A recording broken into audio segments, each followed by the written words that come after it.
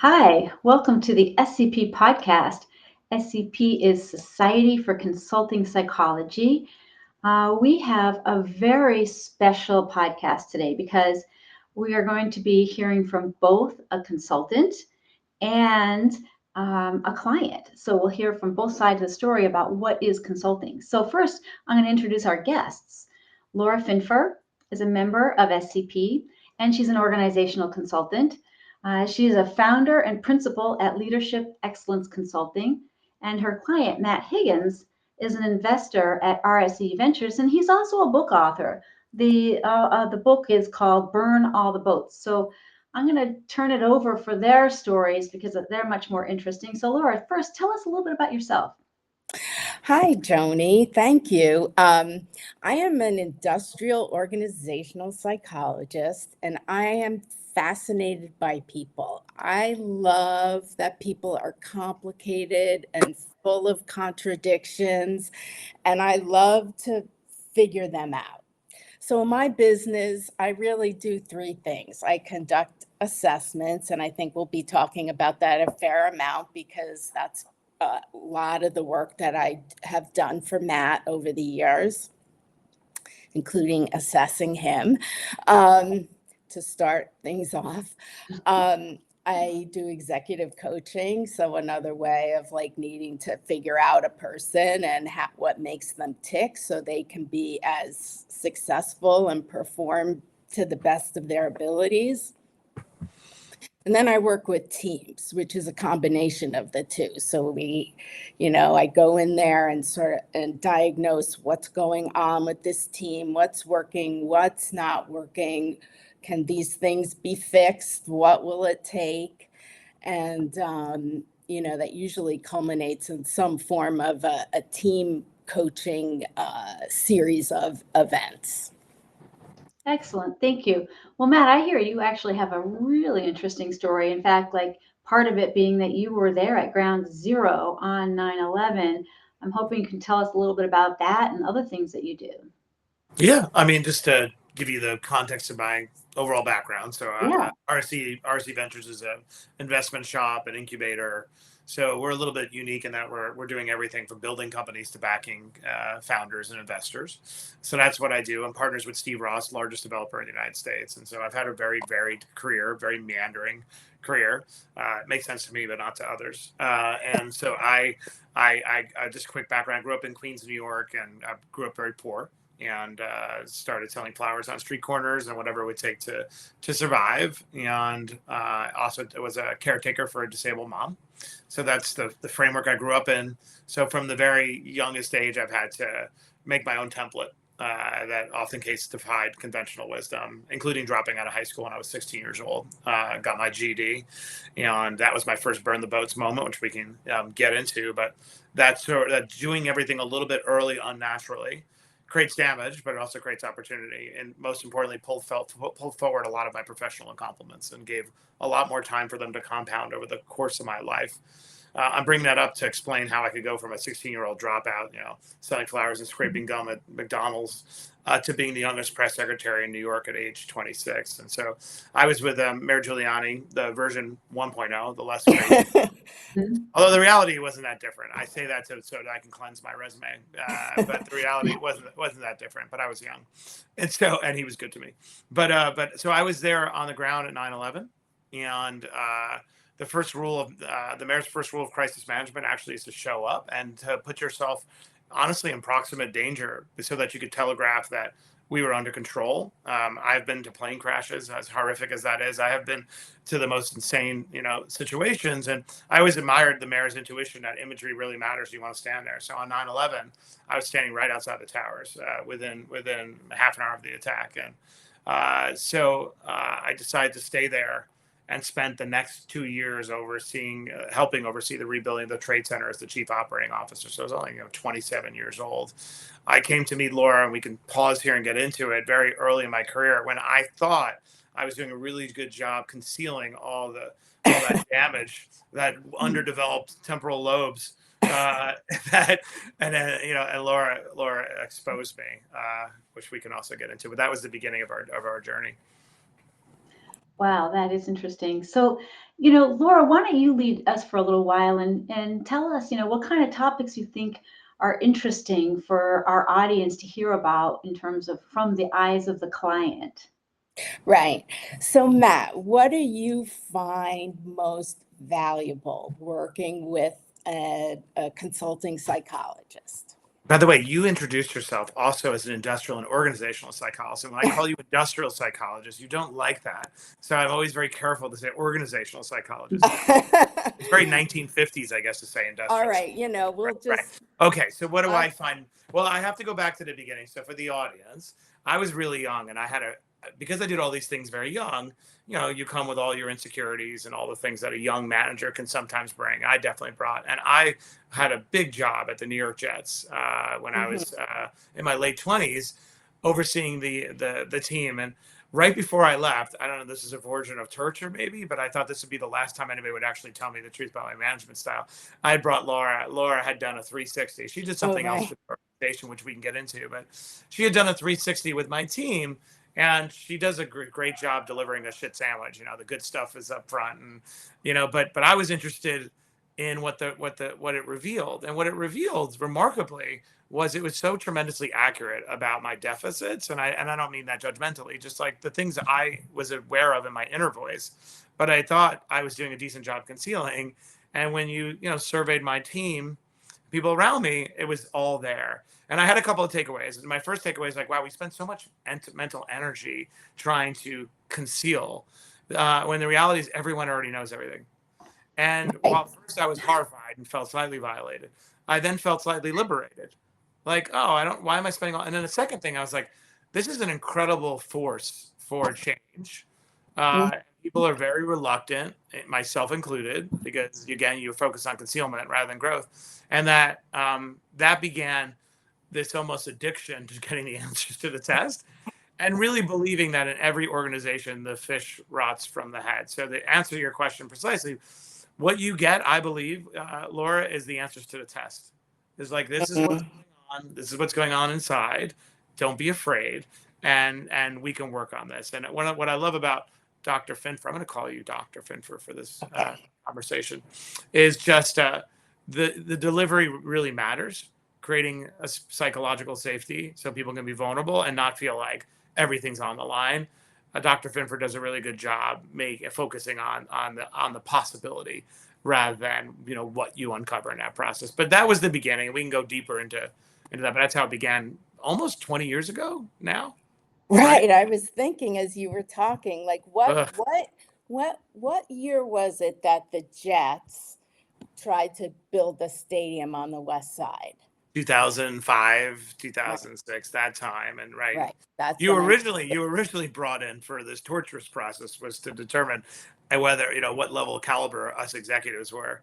And I still remember every aspect of that, mock exercise, which we can get into, but that's how we first met was an attempt to sort of basically see where we were as an executive team. Right. So, we've talked about there are some executives who are open to the kind of insights that a psychologist can bring, and others are not, right? So what distinguishes those two types, if you will? I mean, I get, not to be overly clinical, but let's set aside the sociopath and the narcissist, who just really are beyond help. I find that people who are resistant are afraid to look within, and they may have some, diagnosed or undealt with trauma in their life. I find a lot of people are carrying a lot of pain, and when you reach a certain level as an executive, you feel like, I got here without dealing with that crap, and I'm not going to deal with it now. But to me, those are always where the greatest unlocks are, and the greatest derailers. The Italians have a great phrase. I'm not going to do it in Italian, but it's the fish rots from the head. Right. And so, in my experience, I think the most common thread is that there is something that makes them feel very vulnerable, and they have been able to, maybe cauterize it over the years, and they don't want to look at it because they don't feel safe. And a lot of the work that we have done together is trying to create this environment of safety by me modeling vulnerability, oversharing, writing a book about everything. I always ask, how do you bring out, or how do you cultivate self-awareness in a culture and make people feel safe to look within? And it's by modeling uncomfortable vulnerability on my side to show, and look, nothing happened. I talked about it and nothing changed. Well, also, it's not just about you, right? So you've had me It's not just about me. What do you? Oh, I know. You've had me evaluate, possible, leaders of companies that you're investing in. So maybe you could talk about that. Yeah. So let's break it up into the different ways we've interacted. Right. It began with you assessing me, working with me, assessing a subject, like sitting in judgment, but like working with me as a leader. And then it began to feel like, well, this is an incredible force for good in terms of as an unlock. And so the different ways in which we interact. Let's talk about the assessment of a candidate, which I think is incredibly valuable. I'm amazed when I deal with private equity firms. These are firms managing billions of dollars, and I'll ask for their diligence, and their diligence is like reams of papers from external experts, neuroscientists, if it's something in the medical space, whatever, former generals in the military space. And I'm like, great. Well, where's the psychological profile of the CEO? And we still to this day, investment shops way under index on trying to do the hard work to feel what makes somebody tick. And so I take a different approach with I can't call you Dr. Finner. I'm gonna go back to Laura because I feel like your family all these years. With Laura is being like, let's collectively understand where our strengths are, where our opportunities are. Let's do it in a non-judgmental way, but let's surface it at the beginning. So later on, when it becomes an issue, we can point back to it. And I find that the leaders I want to work with the most get excited about this process. And it's probably, I would say, an 80-20 split. When I tell them, hey, we're going to do this process, I've been doing it for years. It's just sit down with, Dr. Finfer, and you're going to, it's fine. That the ones who are like, whoa, really good, they are the ones who over-index for self-awareness, which is very, and I find the ones that are really resistant, and we've had some great examples over the years, like rhetorically violent reactions. Right. I remember one guy screaming and said, I never want to see her face again. Right. And those who are just listening, she's very lovely. So this is right. But you're a nice person, so there's nothing threatening about your demeanor. Right.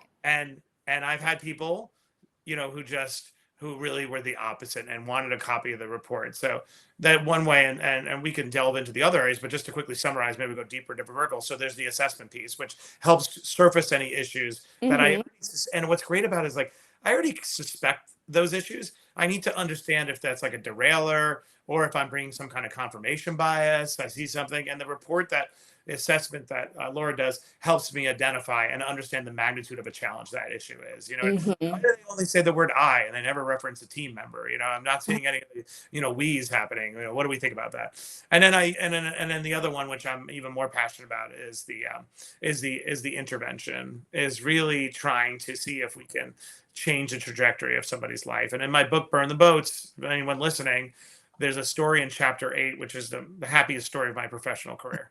And the proudest, and it involved Laura with a CEO. You want to talk a little bit about that? I didn't know. We can go right into it. Because that's an example, Matt, of because I think, and you're talking about Aiden, right? Yeah.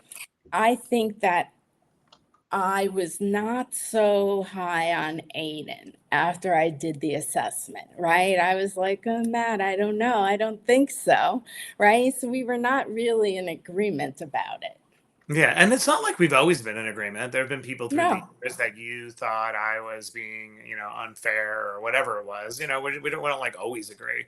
But in the case of Aiden, and I tell the story in the book, Aiden was a bartender from Ireland who could sell anybody anything, and also just incredibly hard worker. But I had acquired his company, and very soon after acquiring it, cracks were showing. And the cracks were becoming massive, chasms everywhere. And the company was really, about to topple over. And one day Aiden calls me and tells me through tears that he's quitting. and he failed me. I'm so sorry. And he was actually in the hospital with his daughter, and I could hear the machine behind him. And at that moment, basically said, I'm not ready to write you off. Like, I'm happy to fire you should the time come, and I will have no problem doing that. But you have so much potential. And that began the process of introducing Laura. To his credit, he called, okay, what do I need to do? He called me back like a week later when he recovered, and Laura went through her process. This is where we were, and I remember her reaction was like, I don't know. Right. and she's pretty positive. Like, I don't really see what you see here, especially right. 360. And we both the part of the process, our process says, as long as somebody does the work, I don't really need to see the work product. It doesn't matter. I don't need to see the report, the outgrowth, but Laura will share that obviously with the person who's gone through it. I just need to know that it existed. But part of it is to download, like, okay, this is what I'm going to work on, right? Like a gentle accountability session where we have an alignment, but I don't need to see it. So we had that session, which was the most painful download of anybody's ever done as CEO. So brutally honest that I wanted to run out of the room. But Aiden did something really interesting. He said, excuse me. He walked out of the room with the report and walks into his room with a staff meeting and drops the report on the table and tells his team to read it. And this was not meant for public consumption. He had only 2 requirements going forward. Said, I want you to hold me accountable. You already know what I have going wrong. I want you to hold me accountable. But 2, we're now going to have a culture of transparency. And if you ever have an issue, we bring it to me directly. I bring it to you. We're not going to let anyone divide us. And I remember we had this conversation. Laura said to me, that either was the most naive thing I've ever seen anybody do or the most savvy thing. I heard that right, in so many words, and we didn't know. I'll skip to the end of the story. Aiden does the work, and Laura falls in love the way I have fallen in love over the years. Like, within, I think it was 19 months, this company went from a 0 and sold for 9 figures, well north of $100 million, a complete turnaround. And I love telling, and he let me share the story in the book, which is so nice because Aiden has evolved way past this. Like, he is one of the most successful people I work with, will be more successful than me in life, financially at least. And it makes me so happy. But he let me share the story, even though he knew he'd evolved past it. And when people read my book, they always go back to that story. I feel like we have advanced the mandate of SCP because people are like, they'll reach out to me because I need a Laura in my life. Or it's like, I don't need a Laura in my life. So that's my story. Well, one of the things that you brought up in this was that you and Laura seem to have a disagreement right there about Aiden. Like, what happens when you two, or just in general, like, you do disagree on things? How does that go?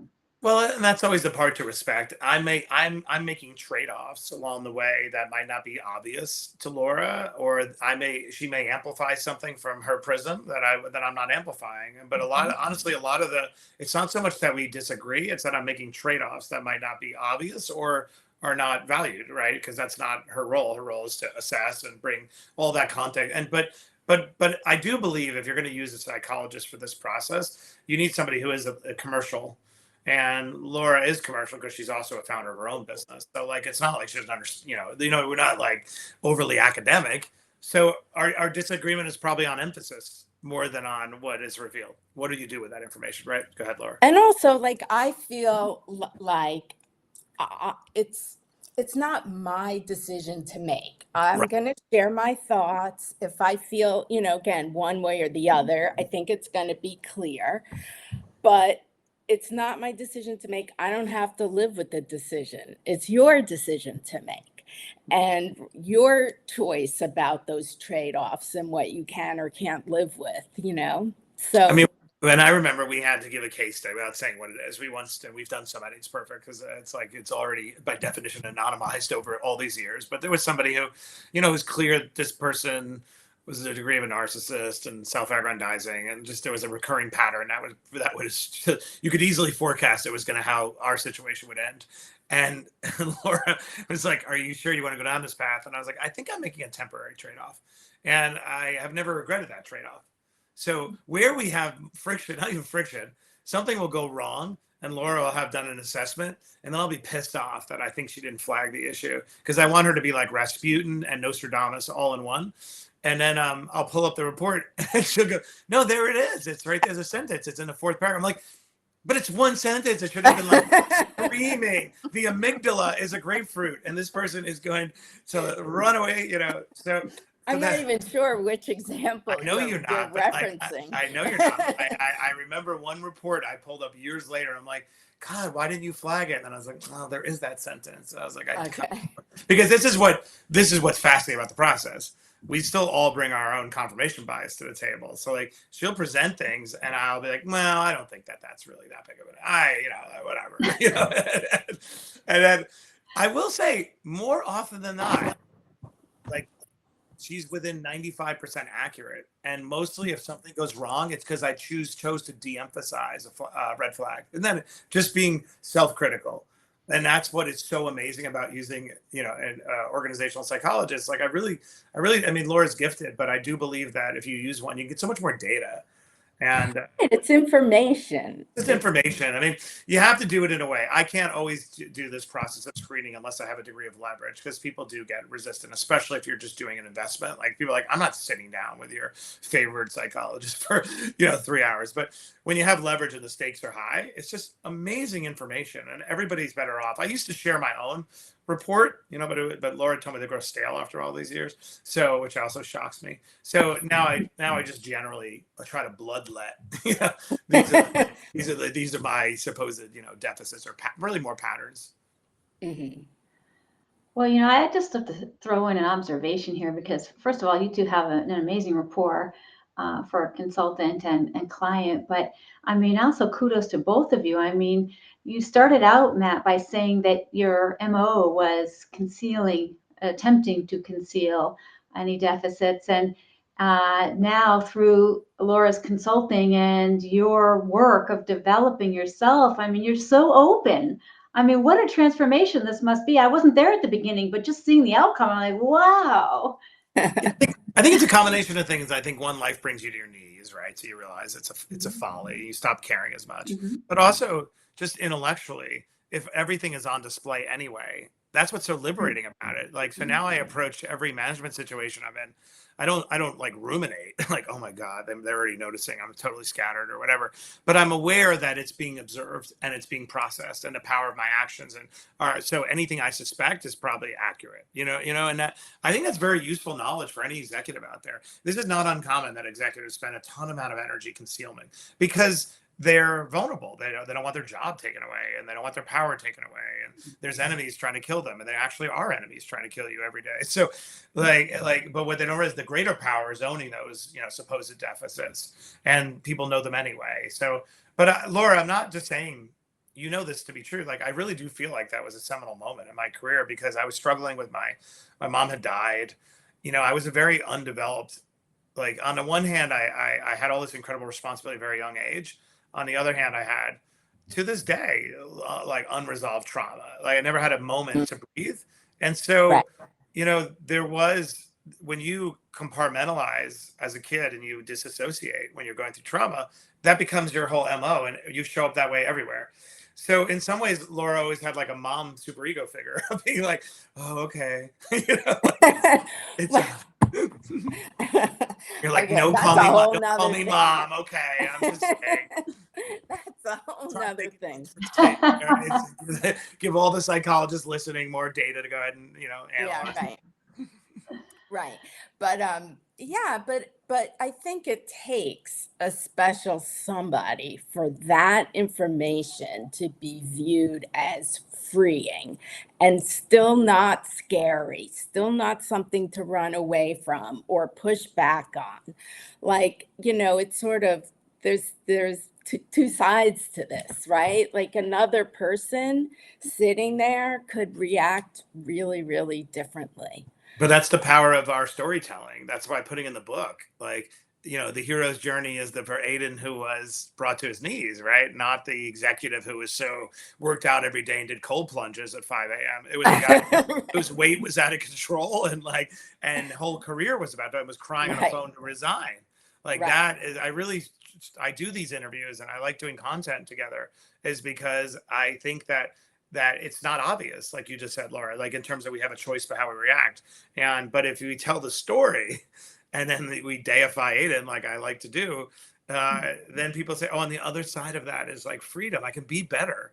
Right. And I do think the 80-20 rule generally holds, like in terms of our interactions, like 80% are excited, for it. Yeah, I think Right. so. Yeah.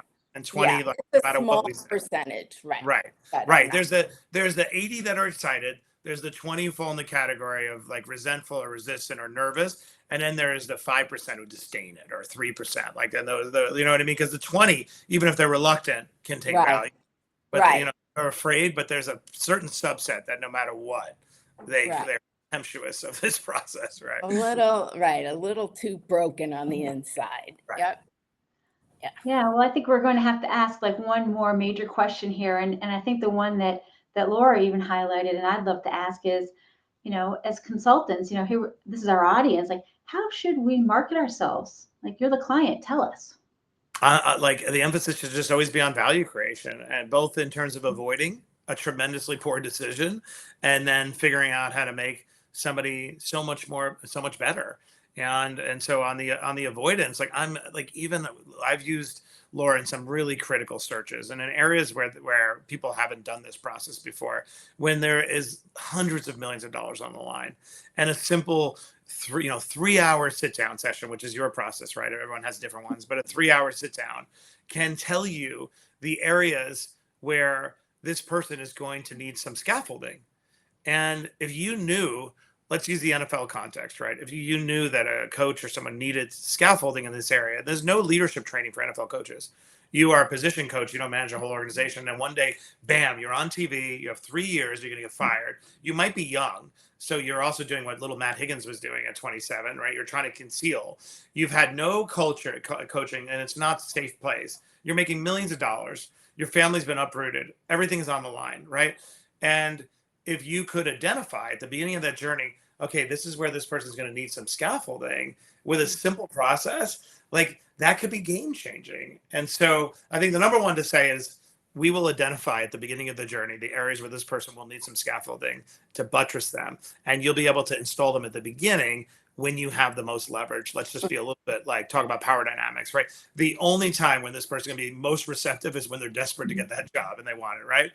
And then on the other side, like if you have two choices to literally discard a human being or to try to change the trajectory of life, it's breathtaking to go ahead and be like, I'm going to give them something that might change the trajectory of their life. Like we have changed the trajectory of Aiden's life, and all we did was give permission to that you can face these things and you can do this work. And so the world is so much better off. So I would almost say, like, there are probably some great people in your organization that are concealing or trying to reconcile something, and they don't feel safe in this place. By you bringing me in, they know that you care. They know that you're willing to invest. And we will probably identify the underlying source of why this person is a withholder and not giving their employees credit. You know what I mean? Or like some weird aberrant behavior that is destroying value. So the long story short, I'll summarize what I'm saying. The emphasis should always be on value creation. And I believe that working with Laura has unlocked millions of dollars for me over the years, or avoided millions of dollars in losses. And so just be, focus on value creation. Be a little bit mercenary in the approach. Like it's not academic. It's about unlocking value. Wow, that's outstanding. And again, kudos to both of you. So let me ask to our listeners and viewers, I mean, if they have questions or they want to contact you, how can they reach you after this podcast? Let's start with Laura. Tell us a little bit about how people can reach you. Well, you can reach me on LinkedIn or through my website, which is leadershipexcellenceconsulting.com. Right. And you can reach me through LinkedIn as well. I spend most of my time through LinkedIn. I read my DMs, so you could do that. You could also read the book. It's on Amazon. Here's a copy if anybody's watching. Well, Burn the Boats, and the story of Aiden is in chapter 8. So anybody out there will feel very seen because the story takes you through. We also share some great tips from Laura to identify those people who are, help resistant, and a bunch of different other tips that I think are very useful. So the book is on Amazon. I read every comment. It's helpful when you let me know. But the most easiest way to get in touch with me is to DM me on LinkedIn. Excellent. Well, this is so nice of you both to share your stories here for our organizational consultants and everybody else who in our audience here. So thank you both for joining us today. Really appreciate it. All right. Well, thank you. It's good to see you. Yeah, and thanks to all of our viewers and listeners. We're here at societyforconsultingpsychology.com, and it's been a pleasure. We'll see you next time.